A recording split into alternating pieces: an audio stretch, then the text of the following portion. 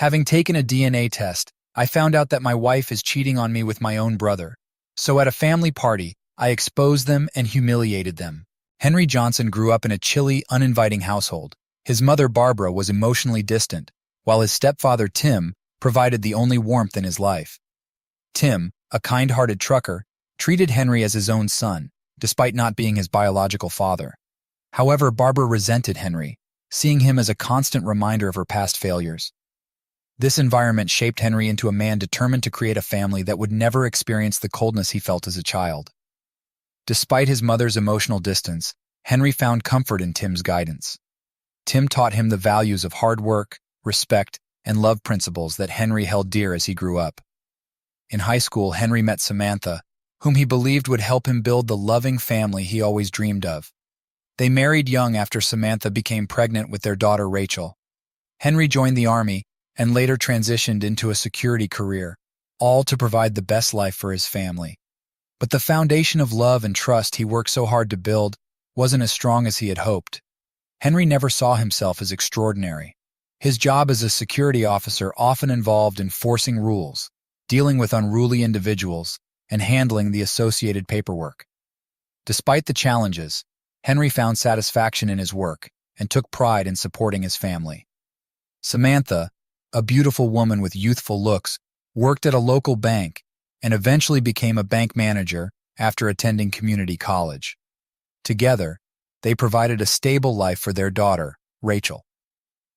Henry and Samantha were both 19 when Rachel was born. With help from their families, they managed to care for Rachel and eventually moved into their own home. Henry served 4 years in the Army before landing a job with an armored truck service.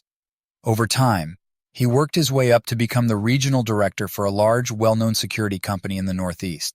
Meanwhile, Samantha's career at the bank brought additional financial stability to the family. Rachel, now 18, was once the center of Henry's world, but their relationship grew strained as she got older.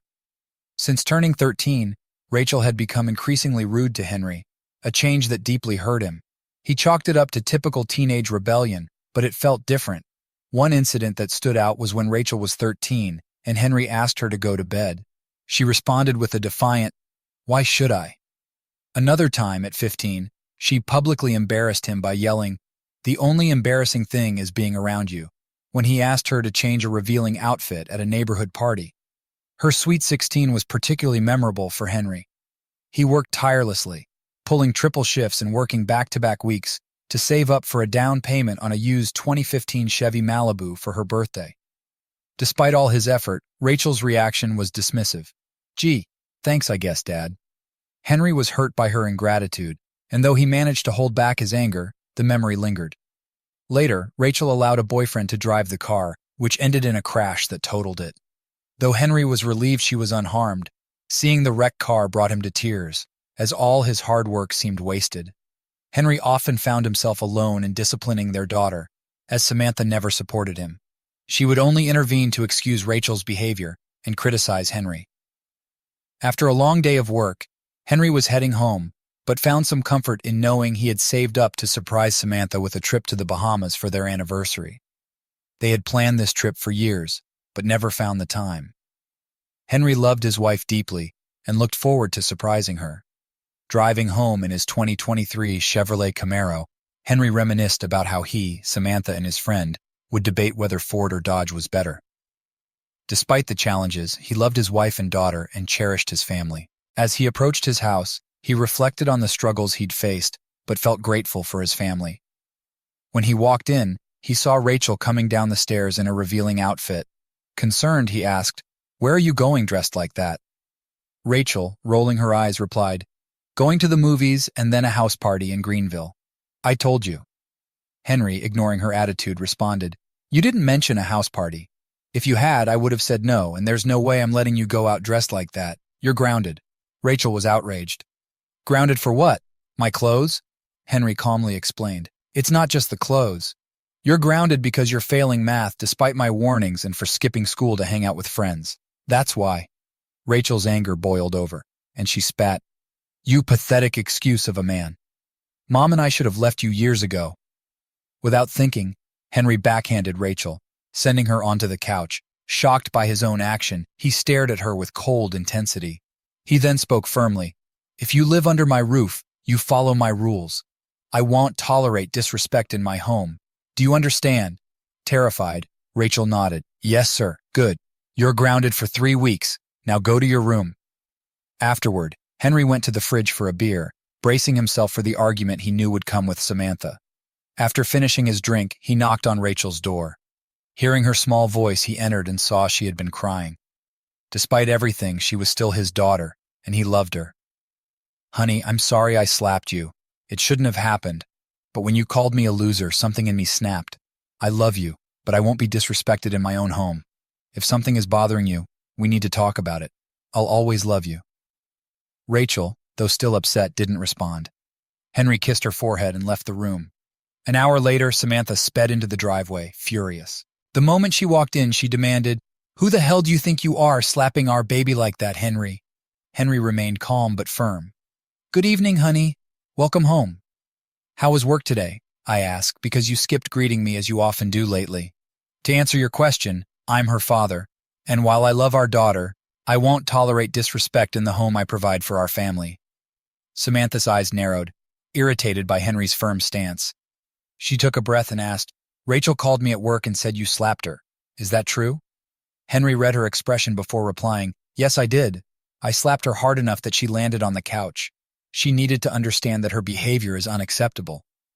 Samantha was shocked, covering her mouth in disbelief. "So you're just going to slap our daughter around when she talks back?" Henry's anger grew, though he remained calm. "No, but I will discipline her when she disrespects us. Did she tell you why I slapped her, or did you just take her word for it?" Samantha looked down, unable to respond.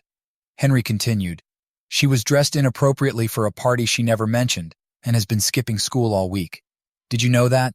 The principal called me today, but you didn't check the missed calls or texts, did you?" Samantha admitted quietly, "No, I didn't." "At least you admitted that. But that's not why I slapped her. I did it because she called me a stupid, pathetic excuse of a man and said you both should have left me years ago." Samantha was stunned. "She said that to you?" "Yes. Our daughter said that to my face. This isn't the first time she's disrespected me, and you've always been there to shield her from the consequences. I'm not perfect, but I work hard for this family. I wake up at 4 a.m., work 60 hours a week, and handle endless complaints, contracts, and clients. Yet I still make time for every school event, every game, and I help with her homework. But when I discipline her for crossing a line, I'm the bad guy?" Samantha was speechless, seeing the pain and anger in Henry's eyes as he spoke. He took a deep breath and said, "I'm going for a drive. I need to clear my head." He left, leaving Samantha stunned in the living room. Henry drove aimlessly, needing to escape. He felt like an ATM or doormat to his family, wondering how things had gone so wrong. Suddenly, his phone rang. Expecting it to be Samantha or Rachel, he saw it was his mother. He answered, only to be met with her angry voice. "What in the hell is wrong with you?" "Hi, Mom. Don't hi Mom me. Samantha and Rachel just called. They said you struck Rachel and cursed out Samantha. Have you lost your mind?" "No, Mom, just my patience with them." With that, Henry hung up. Henry loved his mother to a point, but their relationship was strained. Linda had always been cold, never showing him love or compassion. His father had abandoned them when Henry was born, and Linda made it clear that she believed Henry was no good, just like his father. There was no nurturing bond between them, and she never hesitated to remind him of her low opinion of him. Henry's life changed when his mother met Tim Johnson when Henry was 1. Tim was a beacon of love for both Henry and Linda. Tim treated Henry as his own, teaching him life lessons, and even defending him when Linda was too harsh. Although Linda never showed Henry much love, the abuse eventually stopped, and they merely tolerated each other. Tim loved Henry so much that Henry took his last name after Linda and Tim married. They had a son, Paul, who became the golden child in Linda's eyes. Paul often used Henry to get out of trouble and took everything from him: friends, allowance, and affection. Only Tim treated both boys equally, loving and disciplining them fairly. Henry eventually grew distant, speaking mainly to Tim. When Henry's daughter Rachel was born, Tim was the only family member who supported both Henry and Samantha. Paul even tried to flirt with Samantha when Henry wasn't around, but Tim put a stop to it. Until his end of life, Tim's will surprised everyone, splitting 600 0.000 equally between Henry and Paul when they turned 24. Paul resented Henry for this, feeling entitled to the entire fortune because he was the biological son. Henry used his share to buy a house for his family after leaving the military. Returning to the present, Henry knew he had to go home. After watching the sunset at an old drive-in, he headed back. When he arrived, Samantha was waiting. She apologized for not considering his feelings about Rachel and admitted she often sided with their daughter, making Henry look like the bad guy. Henry smiled. "That's all I ask, honey. I love you and Rachel. You are my world. Just have my back and give me the respect I give you." Samantha responded, "I love you too, Henry." They kissed, and Henry pulled out 2 first-class tickets to the Bahamas, revealing his surprise anniversary trip. Overjoyed, Samantha jumped into his arms, kissing him nonstop. In the days that followed, things improved in the Johnson household. Samantha stopped undermining Henry and respected his role as the head of the family. Although Rachel still wasn't speaking much to Henry, her attitude improved. She stopped skipping school, and her grades began to recover. Even Henry's mother eased up on her nagging calls. Henry noticed his brother Paul visiting more often, which seemed to lift Rachel's spirits, but otherwise, things were going well. One day, while cleaning the house before their trip, Henry and Samantha were organizing the garage and attic. Rachel was upset about being left out of the trip, but kept her feelings to herself after their recent conflict. While working in the attic, Henry came across old photo albums, sparking nostalgia as he looked through childhood photos, wedding pictures, and memories of Rachel growing up. Just as he was about to put the photos away, he found a plastic bag containing a bundle of letters and a large brown envelope. As he read the contents, his heart sank, and his world shattered. The letter Henry found devastated him. "My dearest love, Paul, last night was magical. I've never felt anything like it. Your touch is like an artist creating a masterpiece, nothing compared to Henry. I just want you in my arms. Yours always, Samantha." Henry was crushed, realizing Samantha had been in love with Paul all along.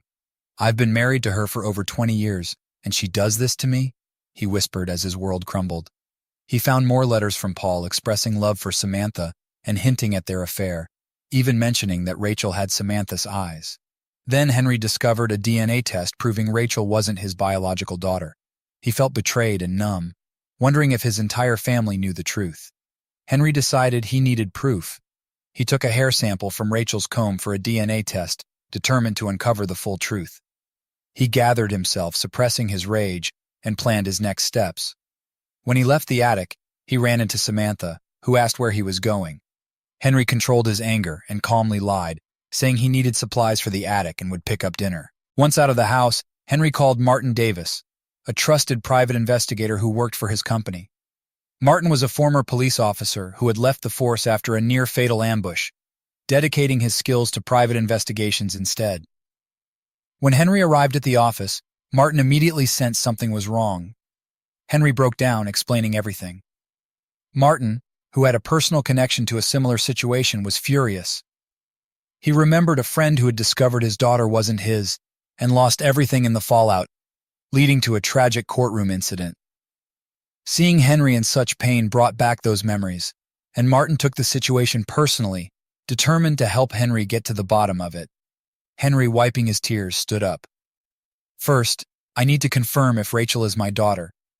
He pulled out the bag with her hair. "Depending on the results, we'll decide what to do next. Second, I want to destroy them, not illegally, but in a way that makes them feel the pain and humiliation I'm experiencing." Martin smiled. "Let's get to work." He showed Henry a room full of surveillance equipment. "This is all legal, as long as it's used on your property or devices in your name. I'll need your permission to install everything." Henry agreed, signing the paperwork. "I'll get the cameras in place when no one else is home. You don't need to know where they are. Just trust me. They'll capture everything. I respect what you do, Henry, and I understand your pain." Feeling supported, Henry nodded. Martin also gave him the address of a DNA testing lab nearby, suggesting he could drop off the sample that day. Determined, Henry agreed. "Let's get this started." After leaving Martin's office, Henry called his lawyer and best friend, Chris Darwin. "Chris, I need to see you. Something serious has happened. Meet me at my office in an hour," Chris replied. When Henry arrived, Chris was shocked by his friend's appearance. What happened, Henry? Is Samantha and Rachel okay? Henry broke down, recounting the day's events. Chris was furious on Henry's behalf. They won't get away with this. Legally, you can monitor anything on your property or devices in your name. We'll access any deleted files and use everything you've gathered. The law is on your side if we prove infidelity, especially with the new state laws protecting the assets of the cheated party. Seeing his friend's despair, Chris added, I can't imagine what you're going through, but you need to protect yourself now. Henry, heartbroken, said, I loved her for over 20 years, and now it all means nothing. My own daughter, who might not even be mine, despises me, and my wife cheated with my brother, who hates me just for existing. Chris, moved by Henry's pain, assured him, Well, set things right. You stood by me when I needed help, and I'll do the same for you. The two friends embraced. As Henry drove home with the supplies, he reflected on the betrayal and pain he endured that day. He was determined to keep his knowledge of the affair hidden until he had all the facts. The thought of Rachel not being his daughter tormented him, but he braced himself for the DNA results, dreading what they might reveal. When Henry arrived home, everything seemed normal. Despite his contempt, he kissed his wife to avoid raising suspicion. They finished cleaning the house and had dinner together, but Henry felt like he was living in a sitcom, surrounded by actors instead of his real family. Later that night, after everyone was asleep, Henry installed the hacking equipment on Samantha's and Rachel's phones following Martin's instructions. He texted Martin to confirm it was done, and within minutes, Martin responded, indicating the hacking had begun. By the end of the week, Henry would have the information he needed, whether he wanted it or not. The next day, after Rachel went to school and Samantha to work, Henry decided he needed a new outlet. He couldn't just sit around feeling broken. Remembering his childhood love of comic books, he searched for a comic book shop and found one called The Mischievous Quill. Stepping inside, memories of his childhood flooded back days spent with a friend, escaping life's troubles through comics and anime. That friend, however, had been lost to him for years, bringing a wave of sadness. At the cashier, Henry was stunned to see someone he never expected, Lily. Her eyes widened with recognition, and she greeted him with a huge smile. Henry, it's been ages. She hugged him tightly. It was the first time Henry had genuinely smiled since his ordeal began. Lily had come into Henry's life when he was a child during a tough time. On a Parents' Day, when his mother dismissed him harshly, he had run off to cry under a tree. Lily, a girl with red hair and blue eyes, approached him, offering kindness and inviting him to join her family's picnic. That simple gesture sparked a deep friendship that grew into love by the time they were in high school.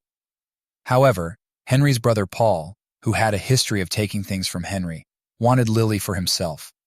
When she rejected Paul's advances and defended herself against him, it led to a series of events that forced Lily and her family to move away to avoid legal trouble.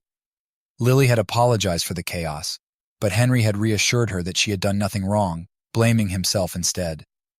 In the park where they first met, they had held each other, expressing their love, even though life had torn them apart. Seeing Lily again brought back all those memories for Henry, reminding him of a simpler, happier time. Henry and Lily had always planned to wait until they were 18 at prom for their first time together, to make it special. Over the years, their love and friendship grew stronger, but when the day of Lily's move came, it felt like a part of them died. Henry, driven by Tim, gave Lily one last hug before watching her leave, knowing they might never see each other again. As the years passed, Henry met and married Samantha, building a family with her. Now, after all these years, he found himself reunited with Lily. Henry, I can't believe it's been so long, Lily said, tears in her eyes. Despite the years, she had grown into a beautiful woman, looking youthful at 34, with her short red hair, blue eyes, and tattoos. She still carried the charm that had captivated Henry. Lily, you look amazing, Henry replied, making her blush. They decided to catch up during Lily's break, heading to a cozy break room in the comic shop she owned. Henry was surprised and impressed. You own this place? How did that happen? Lily explained that after her parents died in a car accident, she discovered they had a life insurance policy and a trust from her grandparents, totaling $3 million. With her love for comics and a business background, she returned to town, bought the property, and turned it into her dream comic shop. living on the top floor. Henry was proud of her success. "You deserve this, Lily. I bet your guy is the luckiest in the world." Lily's smile faded, Hez out of the picture. "I caught him cheating, and he even had the nerve to be angry when I interrupted him. Thankfully, we didn't have kids, and I got out before things got worse." Henry, relating to her pain, shared what had happened to him recently. Lily hugged him tightly. "I'm here for you, whatever happens." Henry felt a warmth he hadn't experienced in a long time. As they parted, Lily invited him to visit again. "I'd like that," Henry said before driving off. On his way home, Henry received a text from Martin. "Meet me at Chris." Henry knew what this meant, and despite dreading what was to come, he headed there. Upon arrival, Chris' wife, Laura, greeted him warmly. "Henry, I'm so sorry about everything. We're here for you no matter what." Henry hugged Laura and thanked her before heading into the office where Martin and Chris awaited him with grim expressions. Martin began, "Henry, I'm sorry, but it's bad. We found more texts and videos. They've been having an on-and-off affair since Rachel was born, and there's more. The DNA test confirmed you're not Rachel's father." Henry, overwhelmed with pain and humiliation, broke down.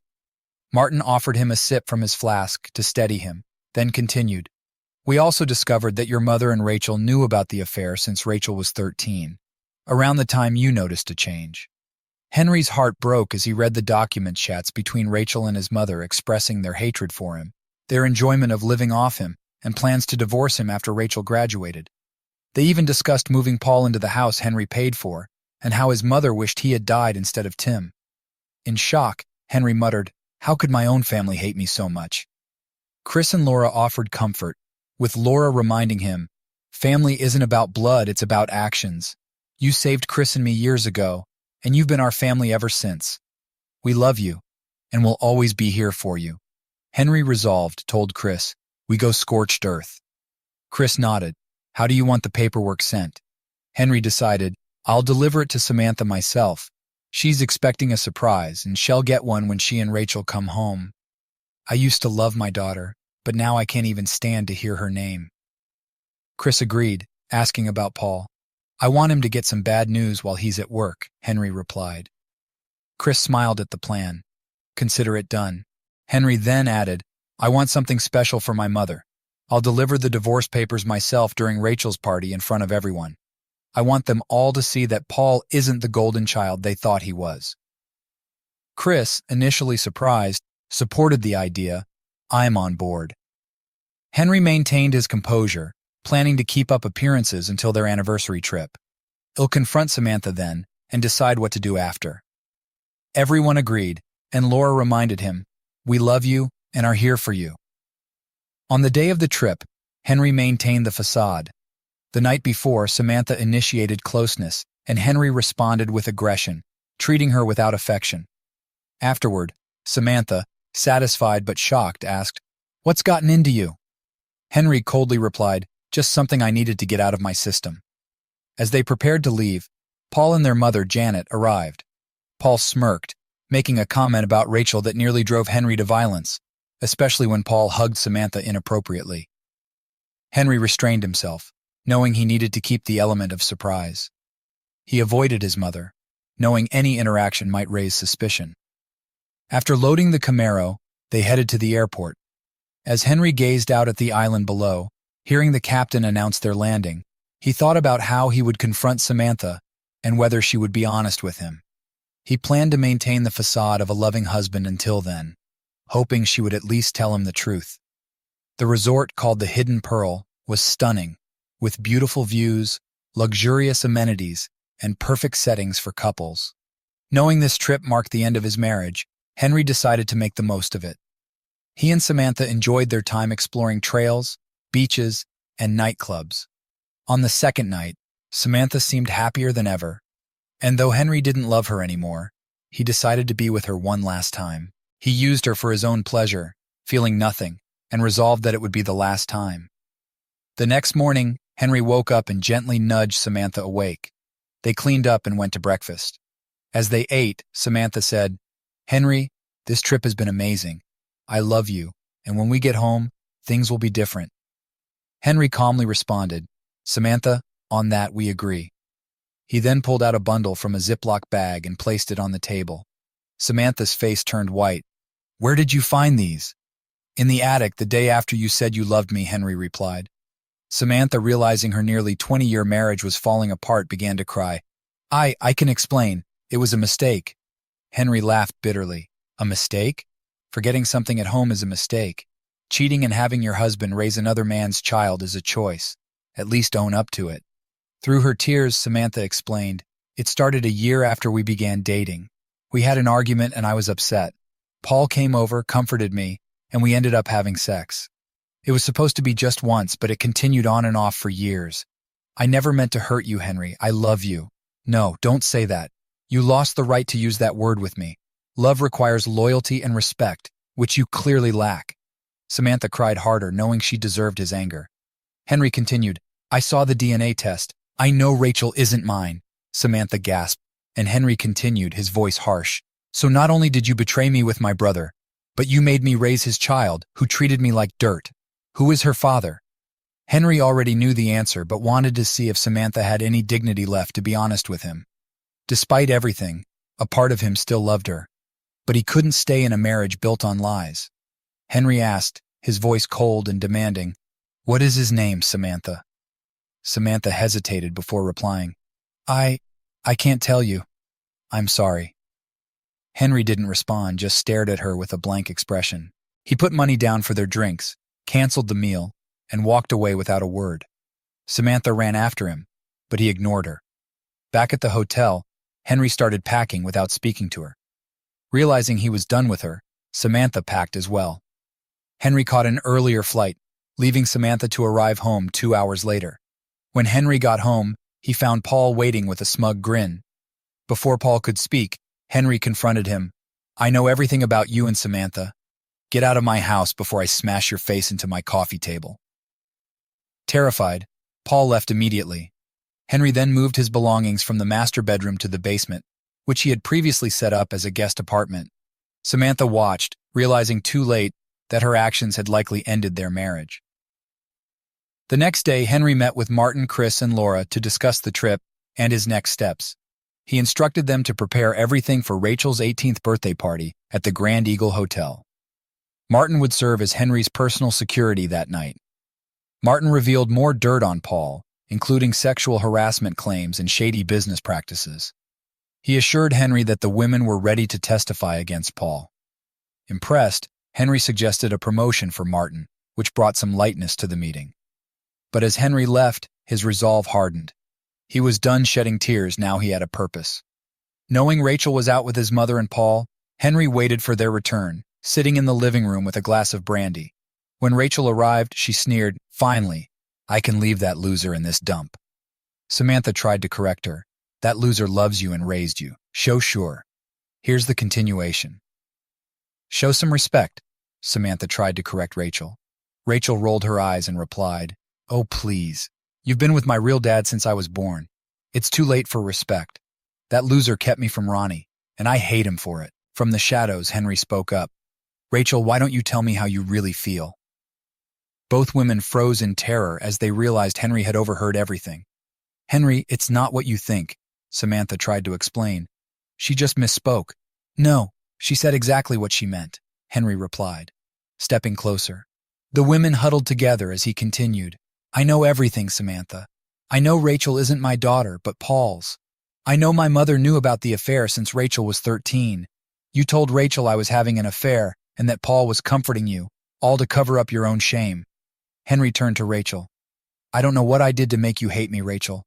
I loved you with all my heart. I was there for you when Tommy broke up with you, when you were sick, when you started school.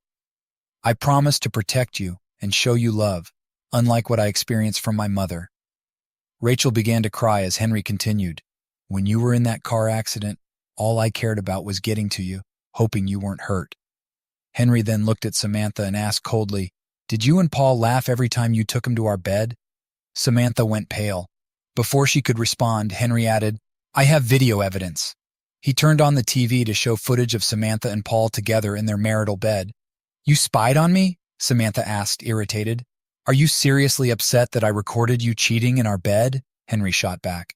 Samantha stammered, I can explain. We can work through this. Oh God, no, Henry cut her off. This wasn't a mistake, Samantha. It was a choice, over and over again. You slept with my brother, had his child, and made me raise her as mine. Rachel flinched at Henry's cold words. Henry finished his drink, washed the glass, and reflected on how his marriage was going down the drain. As he put on his jacket and headed for the door, Samantha yelled, "Where are you going? We need to talk. This is a family." Henry scoffed. "What family? Did you not hear what I just said? I'm leaving because I can't stand the sight of either of you." He slammed the door and drove off, needing to escape at 10 p.m. He didn't want to go to a bar, he wanted to be with a friend. He knew just where to go. Lily was at home with her two new German Shepherd puppies, Lady and Gunner. She had always wanted to be a mother, but bad relationships had left her alone. These puppies were now her companions. When she heard her buzzer, she saw Henry on the door camera and let him in. When Henry arrived, he was heartbroken. Without saying a word, he held on to Lily and cried, finally releasing all the pain and anguish he had been holding in his family's betrayal, the discovery of the affair, and the heartbreak of it all. Lily comforted Henry as she had done years ago, holding him as he cried without any shame. She gently stroked his head and whispered, "It's okay, honey. I'm here." When he finished, Henry shared what had happened.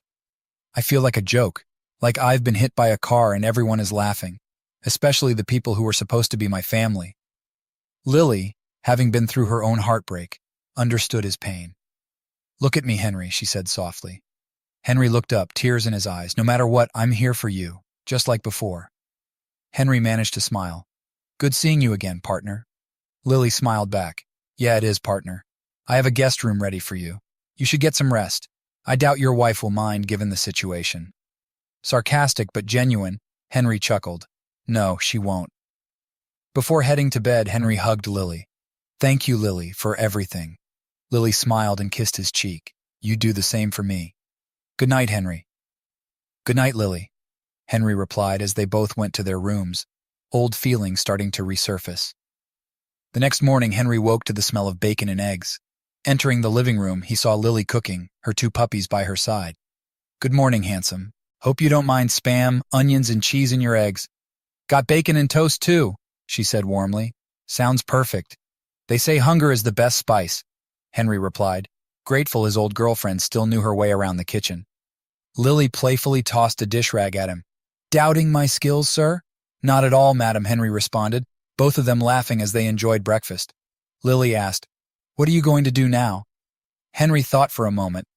"At first, I thought we could work it out, but after seeing those letters, chats, and video snow, there's no fixing this. I moved my things to the basement, but eventually, I want them out of my house. Rachel's 18 now, so she's not my responsibility. I'm planning to sue Paul for child support and alienation of affection. And I have something in mind for my mother, too." Lily nodded, understanding his determination. "I want to be there for you, like we used to be." "You already are, Lily. More than you know," Henry replied, both feeling the tension between them. Henry's phone rang. It was Rachel. Reluctantly, he answered, "What do you want?" "Dad, I'm sorry about everything. You weren't supposed to find out like this," Rachel said, her voice shaking. "First of all, I'm not your father, so don't call me that." "And how exactly was I supposed to find out?" Henry responded bitterly. Rachel hesitated, then asked, "Well, as you know, I want to go to college. How are you going to handle the payments? School is expensive." Henry was stunned by her entitlement. Lily waved her hand in front of his face to snap him out of it. Slowly, Henry responded, "Let me get this straight after you and your mother show me how unappreciated I am and reveal that I've been raising another man's child, a child who hates me. You have the nerve to ask me to pay for your college?" Rachel, unfazed, replied, "Just do it already. You're legally my dad, so you're obligated to help me." "Screw you," Henry snapped. "You're an adult now, and I'm not obligated to do anything. If you want to go to college, ask your real dad to pay for it. Don't ever contact me again." He hung up and blocked her number. Turning to Lily, Henry said, "I need to get things started." Neither Henry nor Lily could deny the feelings between them. Their eyes met, filled with desire, and soon they were kissing, genuine, passionate, and full of love. Suddenly, Henry pulled back, stopping the kiss. "Lily, I'm sorry, you're hurting, and I took advantage." "I should have." Lily gently placed a finger on his lips. "You have nothing to apologize for, Henry. It's clear our feelings never really went away, just took a long nap. Lily, I love you. I never stopped, Henry confessed, his voice filled with emotion. He brushed her hair aside and wiped away a tear. But I respect you, Lily, and my vows. I need to give Samantha the divorce papers first. That happens tonight. If you want us to be together, please respect my wish to stay faithful until this is over. If that's too much, I understand. Lily kissed his cheek. I've waited over 17 years. I can wait a little longer. They hugged, and for the first time in a while, Henry felt hope. He left, showered, and prepared for Rachel's birthday party at the hotel. As he dressed, he realized there was no point in dwelling on the past. He could only move forward. When he arrived home, workers were preparing for the party. Oh great, Rachel's birthday. Just what I needed, he thought. His phone rang, and seeing the caller ID, Henry sneered. He thought about ignoring it, but remembered his phone was tapped for evidence. You piece of crap, what have you done? Paul's voice screamed through the phone. Henry played dumb. Hello, Paul. What are you talking about? Don't play dumb. I got called into HR today. OSHA and the Department of Labor were there with my supervisor. 3 women filed complaints against me, and this time it stuck. I'm suspended. This isn't supposed to happen, Paul ranted. Henry's voice turned cold. If by fun you mean harassing them, then this is exactly what should happen. Paul paused, realizing he had revealed too much. His tone became venomous. Who the hell do you think you are? I'm your brother, Paul. I'm the guy whose wife you screwed. How could you do that to me? You've hated me my whole life. Why? Paul continued coldly. You were born. Dad loved you, even though you weren't his. That time with him should have been mine. You were perfect good grades friends. I was just your little brother. So when I had the chance to take Samantha, I did. I made her feel alive while you were focused on your own life. We had sex while you were in boot camp, and I laughed at turning you into a loser. His voice filled with arrogance, Paul added, I don't know how you messed with my job, but if I get fired, I'll liquidate you. Understand? Henry smiled, grateful for the recorded evidence. I hear you loud and clear, Paul. Paul tried to regain control. Good. Now you'll go to the party with Samantha and Rachel. You'll play the happy husband and keep up appearances. Do we understand each other, Crystal? Henry replied calmly. Paul hung up, thinking he'd intimidated his brother, but Henry laughed, knowing Paul had just handed him enough evidence to press serious charges, including parental fraud and alienation of affection. Initially, Henry planned to skip the party, but now he saw an opportunity. Time to show the world my loving and caring family, he thought with a smile. Henry arrived at the hotel in his freshly polished Camaro, handing the keys to a valet who admired the car. Henry joked, careful with the drool. I just had it waxed. The valet, embarrassed, started to apologize, but Henry gave him a 100 tip. It is a nice car. Thanks for appreciating it. Can you park it close to the exit? I don't think I'll be staying long. The young valet smiled and agreed to Henry's request. Inside, Henry found the ballroom to be extravagant, with a beautiful sculpture in the center and a bar nearby. Waiters served drinks to those over 21, identified by purple bracelets, while a DJ played music for the dancing crowd. Henry had to admit it was an impressive setup. He soon spotted his lawyer, Chris, and his PI, Martin. Martin blended in by wearing maintenance clothes, while Chris was dressed in a sharp suit. Henry briefed them on the situation and instructed them to set up the equipment. If anyone asks, you're just part of the staff, he said. Guests began to arrive, including Samantha, Rachel, and his mother, Janet. Janet, always vain, looked as polished as ever, but her character remained rotten. When she saw Henry, she sneered, So you finally came to your senses and showed up for Rachel's special day. At least you did something right. Henry ignored her and mingled with the other guests, which included Rachel's friends, her boyfriend, relatives, and even his grandfather. His grandfather, though in his 80s, still commanded respect, especially from Janet, who was on her best behavior around him. The party went smoothly, with dancing, drinks, and lively conversation. When it was time for birthday speeches, Paul arrived just in time, smirking at Henry as he passed by. Samantha avoided Henry, clearly ashamed, while his mother looked at him with disdain as usual. As Rachel began her speech, she glanced at Henry with clear disdain. Good evening, everyone. Thank you for coming. Applause followed, and Henry took a sip of his drink. Martin leaned in and whispered, Everything's ready. Nice move making this an 18 and up party. Henry smiled. Yeah, it was. Rachel continued, her smile turning cruel. Family isn't just about blood. My own dad, for example, doesn't want to support my dream of becoming a nurse. He's punishing me for his argument with my mom. What kind of father does that? The mood turned tense as judgmental stares focused on Henry, but Henry remained calm. Then he began to clap slowly as he walked to the center of the room. Brilliant. My daughter, everyone. That's rich, he said sarcastically. The room fell silent, all eyes on Henry. He began, I traveled 1,500 miles to see my daughter born. From that moment, I vowed there was nothing I wouldn't do for her. She was my heart, my sun, and my moon. But somewhere along the way, something changed. Henry then revealed a remote and played a projector displaying messages that exposed Rachel's knowledge that Henry wasn't her father, her manipulation, and her role in hiding her mother's affair with Paul.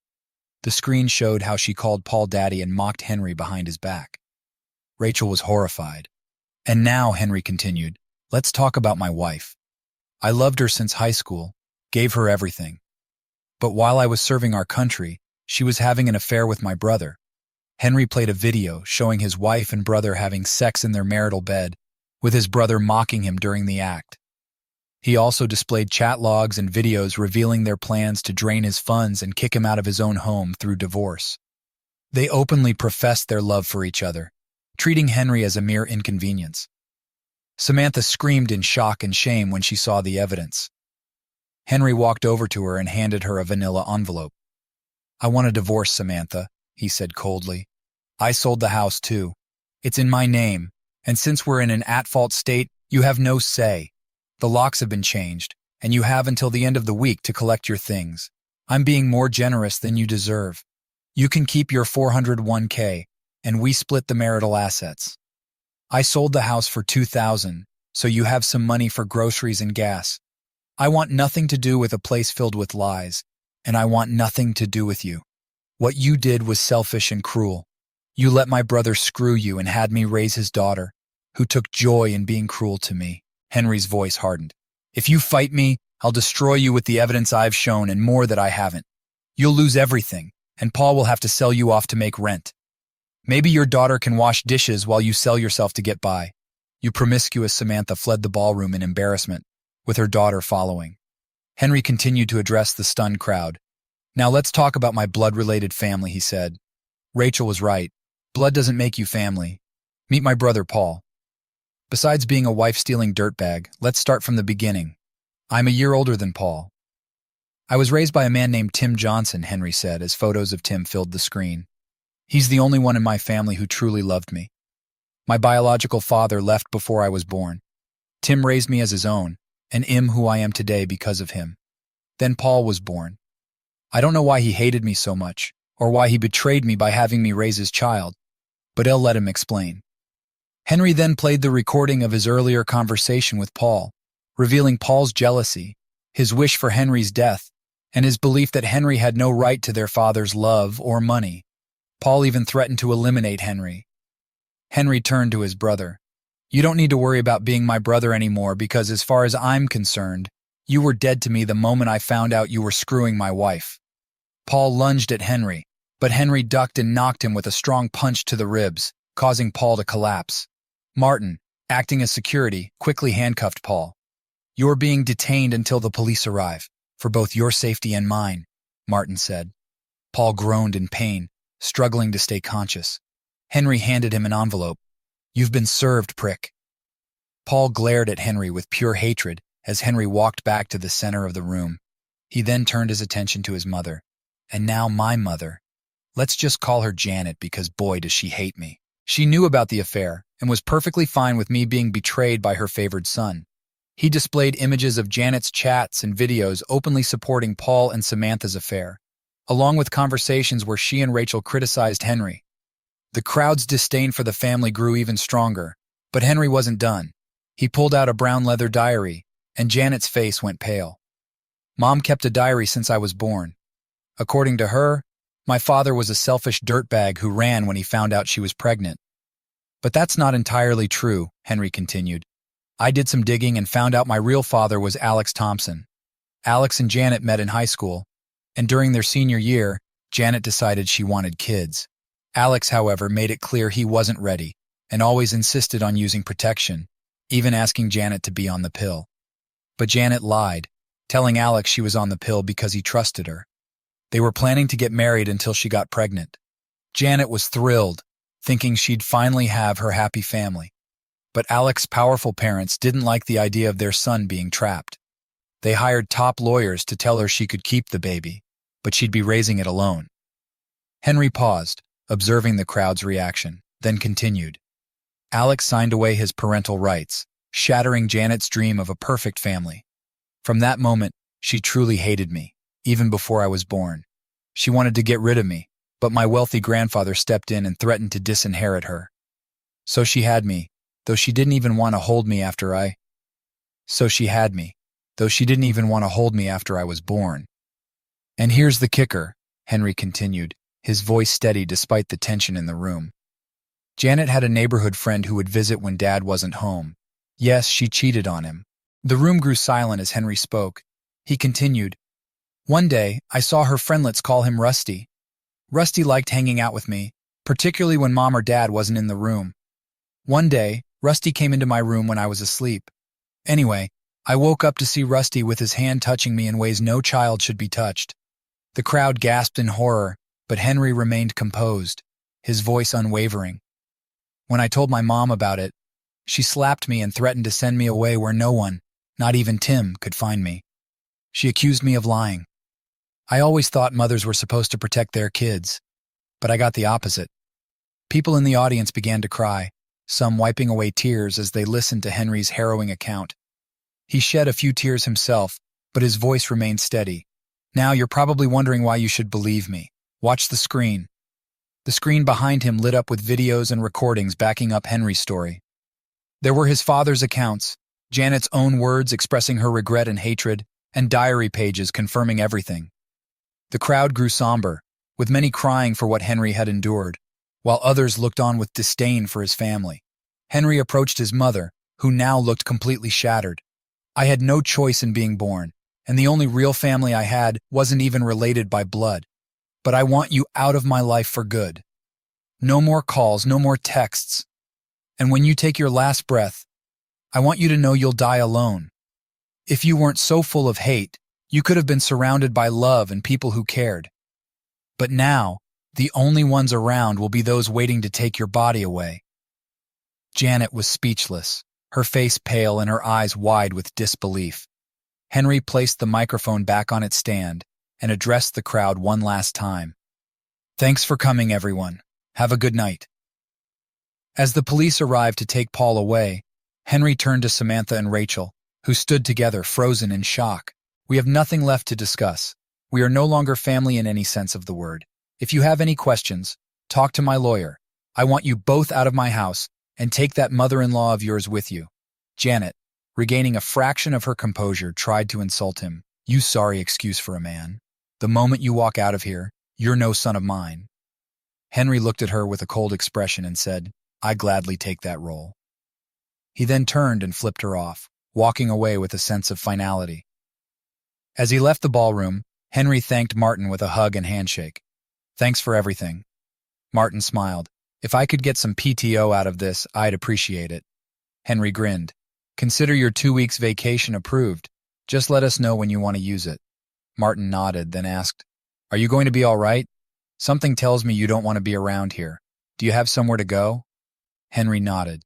"Yeah, I've got a place." Later that night, Lily was at home with her 2 puppies when she heard the buzz of her apartment door.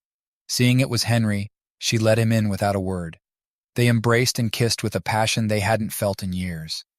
That night they made love, finally releasing the emotions they had kept bottled up for so long. The next morning, Henry woke up with Lily lying on his chest. When she woke, she smiled and kissed him.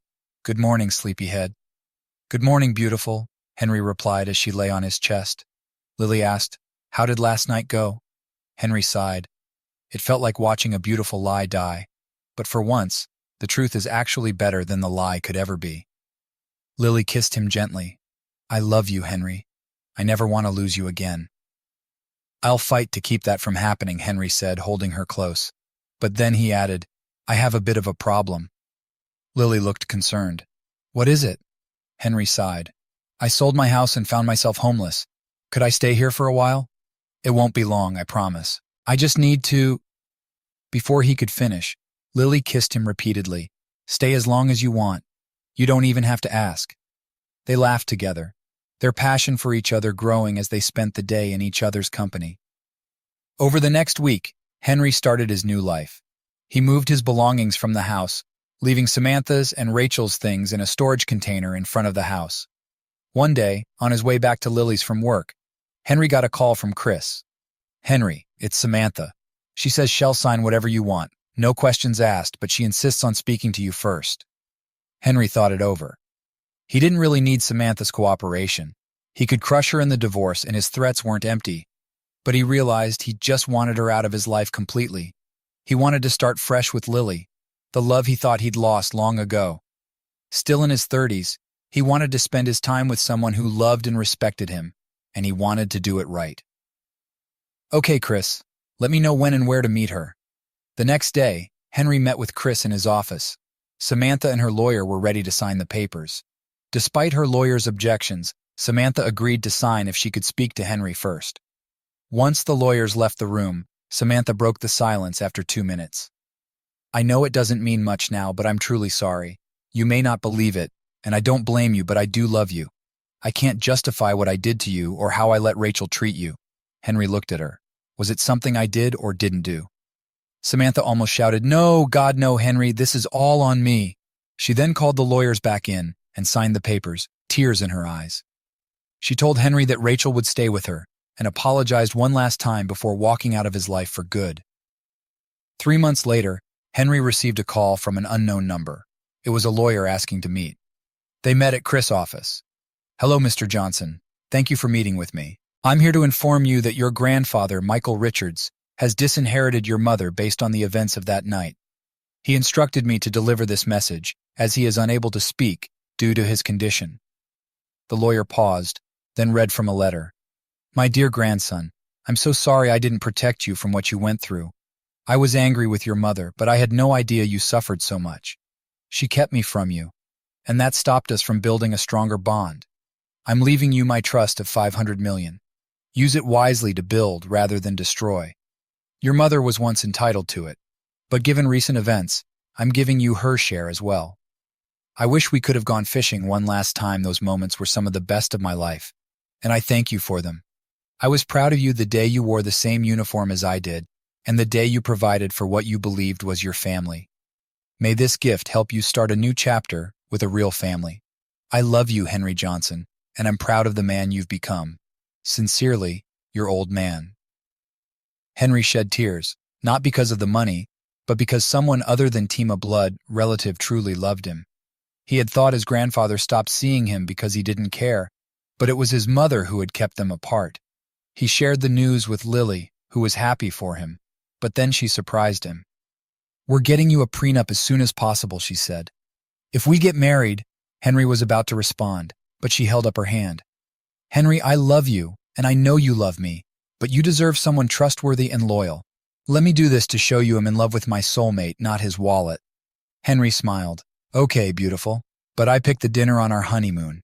Lily kissed him. Deal.